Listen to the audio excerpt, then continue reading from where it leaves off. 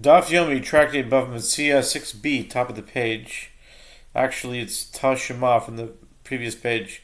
But the Gemara attempts to answer this question. Come in here, proof of an incident that transpired, as there was a certain. Okay, we're on 6b. Masuta, Dehabe, Minitu, etc. There was a certain bathhouse over which two people were arguing, and of which neither of them were in possession. This one said, "It is mine," and that one said, "It is mine." One of them arose and consecrated the bathhouse. You can consecrate a bathhouse?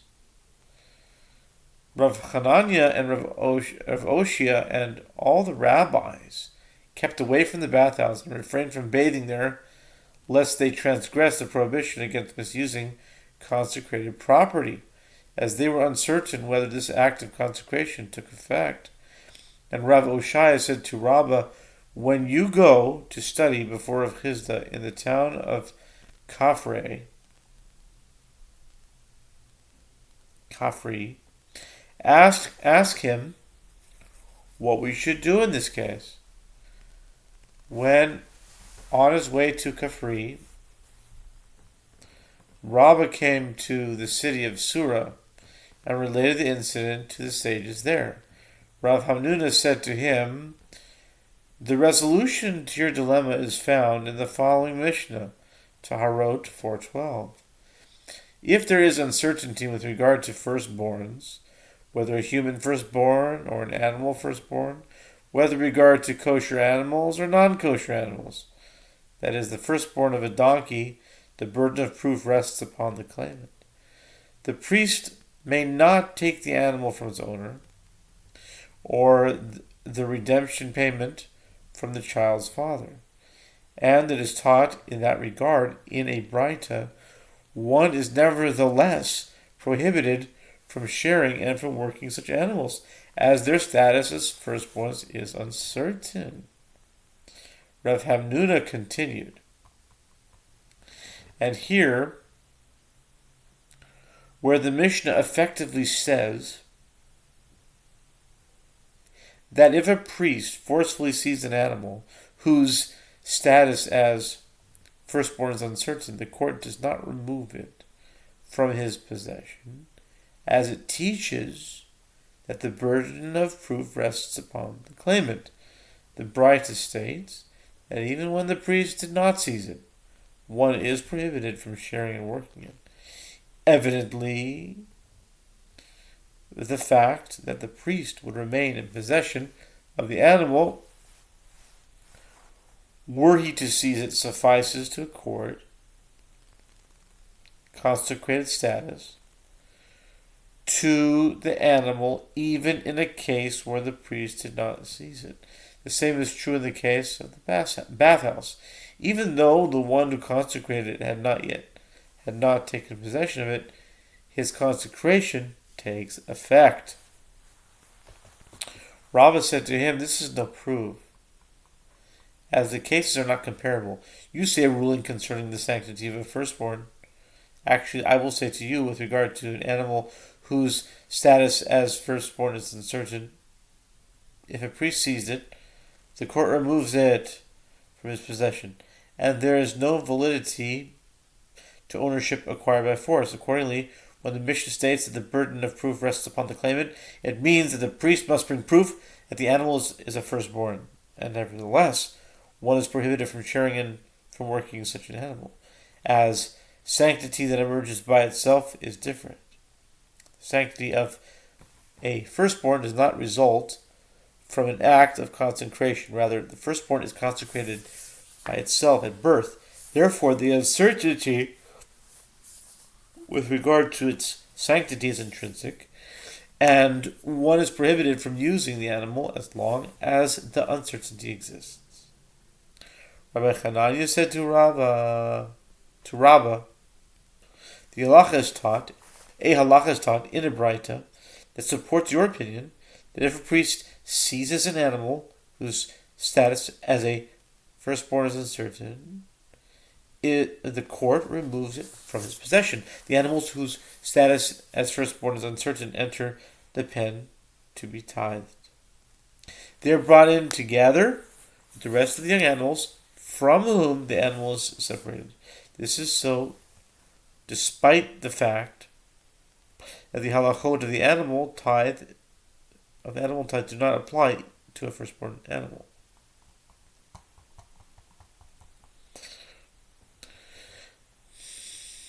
And if it enters your mind to say that in the case of an animal whose status as firstborn is uncertain, that is seized by a priest, the court does not remove it from its possession, why do these animals enter the pen?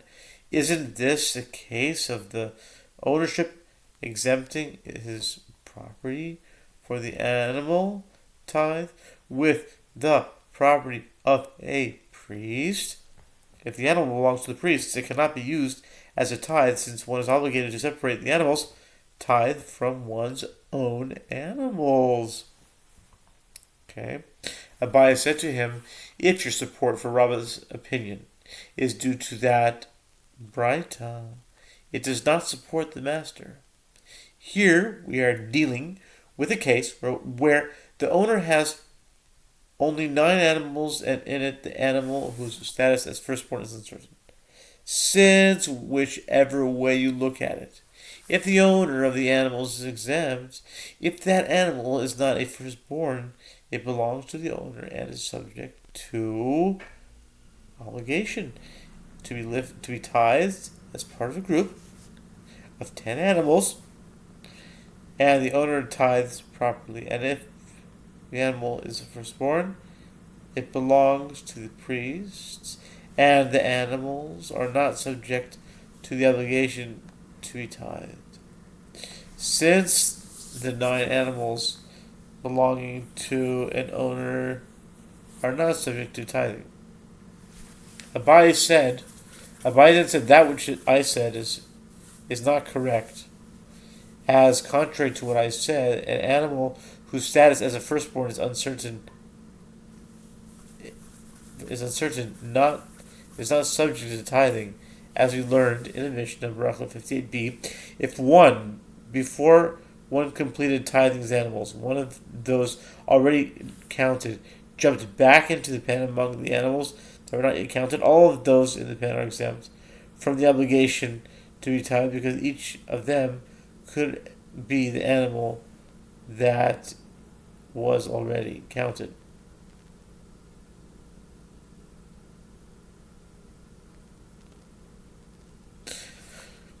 And if it enters your mind to say that an animal whose status as a firstborn is uncertain requires tithing, let him tithe in the remaining animals, as whichever way you look at it, is tithing would be effective, because if this group of 10 emerging now renders the owner obligated in the animal tithe, he is tithing properly. And if it does not render the owner obligated in the animal tithe, as one of the 10 is the animal that was previously counted, nevertheless, each of the other 9 is exempt from animal tithe due to the principle of a tally fit.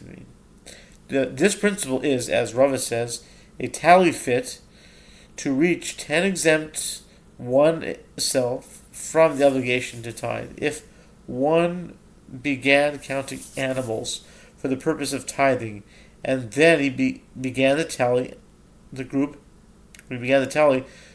was fit to tithe, but ultimately he was unable to separate the tithe, for example, because one of the animals died, and there were only 9 left, and that were counted while the tally was to fit each 10.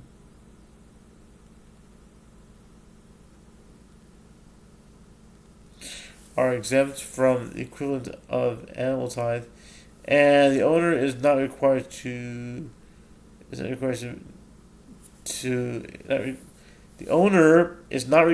include them in the tithe of the following year. Similarly, in a case where one of the 10 animals was already counted. The other 9 are nevertheless exempted by this count. While he was counting them, the tally was fit to reach 10.